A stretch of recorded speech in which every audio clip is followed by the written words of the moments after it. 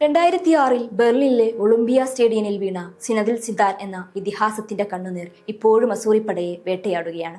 Marco മറ്ററാസിയുടെ നെഞ്ചിൽ headbutt ചെയ്ത് ചുവപ്പ് കാർഡ് വാങ്ങി മടങ്ങുമ്പോൾ സിദാനൊപ്പം കളം വിട്ടത് ഫ്രാൻസിന്റെ ലോകകപ്പ് മോഹങ്ങൾ കൂടിയായിരുന്നു. അന്ന് ഫാബിയോ കന്നവാരയ്ക്ക് കീഴിൽ ഇറ്റലി ലോകം കീഴടക്കിയെങ്കിലും കർമ്മ അസൂരികളെ വേട്ടയാടാൻ തുടങ്ങിയ നിമിഷവും അതൊന്നു തന്നെയായിരുന്നു.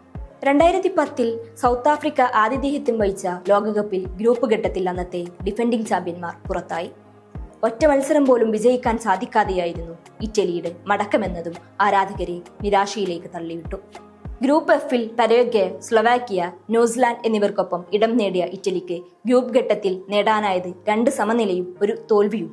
ഇതോടെ പോയിന്റ് പട്ടികയിൽ അവസാനക്കാരായി പുറത്തേക്ക്.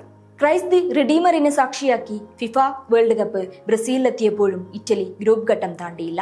കോസ്റ്ററിക്ക, ഉറുഗ്വേ, ഇംഗ്ലണ്ട് എന്നിവർക്കൊപ്പം ഗ്രൂപ്പ് ഡിയിലായിരുന്നു അസൂറികൾ. 3 മത്സരത്തിൽ നിന്നും ഒറ്റ വിജയം മാത്രമാണ് ഇറ്റലിക്ക് അന്ന് നേടാൻ സാധിച്ചത്. ഗ്രൂപ്പ് ചാമ്പ്യന്മാരായി കോസ്റ്ററിക്കയും 2ാം സ്ഥാനക്കാരായി ഉറുഗ്വേയും അടുത്ത ഘട്ടത്തിലേക്ക് കടന്നപ്പോൾ 3ാം സ്ഥാനക്കാരായ ഇറ്റലി ഒരിക്കൽ കൂടി നിരാശരായി മടങ്ങി. റഷ്യ ആതിഥേയരായ 2018 ലോകകപ്പിലും ഖത്തർ ആതിഥേയത്വം വഹിച്ച 2022 ലോകകപ്പിലും യോഗ്യത നേടാൻ പോലും അസൂറികൾക്ക് സാധിച്ചില്ല.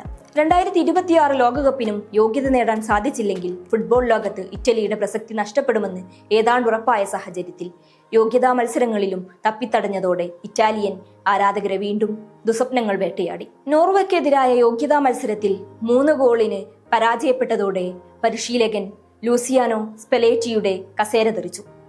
2023 ചുമതലയേറ്റ സ്പെലേറ്റിക്ക് കീഴിൽ ടീമിന് മികവ് കാട്ടാനായിരുന്നില്ല. 24 കളികളിൽ 12 ജയം മാത്രമാണ് അസൂറികൾ നേടിയത്. 6 വീതം തോൽവിയും സമനിലയും. തുടർച്ചയായ 3ാം തവണയും ലോകകപ്പ് യോഗ്യത തുലാസിലായതോടെയാണ് പരിശീലകന് പുറത്തേക്കുള്ള വഴിയൊരുങ്ങിയത്. തുടർന്ന് സാക്ഷാൽ ഗെന്നോരോ ഗുട്ടാസ എന്ന പഴയ പോരാളിയെ അസൂറികൾ പരിശീലകന്റെ കുപ്പായമേൽപ്പിച്ചു. കളിക്കളത്തിൽ കണിശക്കാരനും അതിലേറെ ചീത്തക്കുട്ടിയുമായിരുന്ന ഗട്ടൂസോ പരിശീലകന്റെ റോളിലെത്തിയപ്പോൾ ആരാധകരുടെ പ്രതീക്ഷകൾ വാനോളമുയർന്നിരുന്നു.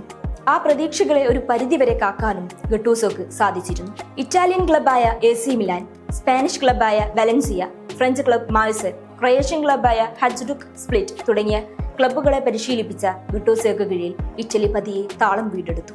എസ്റ്റോണിയക്കെതിരെ നടന്ന ആദ്യ മത്സരത്തിൽ എതിരില്ലാത്ത 5 ഗോളിനും 2ാം മത്സരത്തിൽ 1-നെതിരെ 3 ഗോളിനും വിജയിച്ച ഇറ്റലി ഇസ്രായേലിനെതിരെ 5-4നും 3-0നും വിജയം സ്വന്തമാക്കി.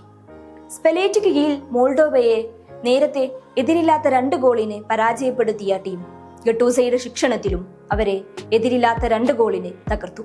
എന്നാൽ നോർവേക്കെതിരെ വീണ്ടും പരാജയപ്പെട്ടതോടെ നേരിട്ട് ലോകകപ്പ് യോഗ്യത നേടാൻ ഇറ്റലിക്ക് സാധിക്കാതെ പോയി. ക്വാളിഫയർ സെമിയിൽ നോർത്തേൺ ഐലൻഡ്സിനെ എതിരില്ലാത്ത 2 ഗോളിന് തകർത്തെങ്കിലും ഫൈനലിൽ ബോസ്നിയയോട് പരാജയപ്പെട്ടു.